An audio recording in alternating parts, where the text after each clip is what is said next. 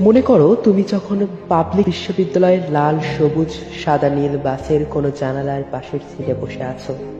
বাসটা তখন ব্যস্তময় রাস্তায় এসে থামলো। অনেকটা লম্বা জ্যাম, সারি হয়ে দাঁড়িয়ে আছে প্রাইভেট কার, রিক্সা, পাবলিক বাস সহ অন্যান্য যানবাহন। হাঁসফাঁস করছে গরমে, এই জ্যাম ছাড়া লক্ষণ দেখা যাচ্ছে না। তখন একটা সময় দেখতে পাবা অচিরেই তোমার বিশ্ববিদ্যালয়ে লেখা বাসটা সবগুলো গাড়িকে বুড়ো আঙ্গুল দেখিয়ে সাই সাই করে টান দেবে। অসাধারণ শীতল একটা বাতাস এসে তোমার গায়ে পরশ দিয়ে যাবে। ঠিক এই মুহূর্তে তুমি জানালা দিয়ে একটু মাথা বের করে দেখতে পাবা গাড়িগুলো সসম্মানে তোমার বাসকে সাইড দিয়ে দিচ্ছে। পাশের লাইনের প্রাইভেট কার থেকে কেউ কেউ গলা বের করে একবার দেখে নেবে তোমার বাসটা।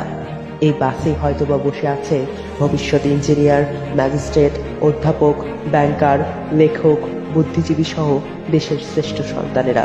তুমি ফুটপাতের দিকে তাকিয়ে দেখবে একজন বাবা তার ছোট্ট শিশুটার হাত ধরে হাঁটছে আর সন্তানকে ইশারায় তোমার বাস দেখিয়ে দিচ্ছে। তুমি খুব সহজেই বুঝতে পারবে বাবা বলছে এই বাসে দেশ ছেড়া ছাত্রগুলো যাচ্ছে।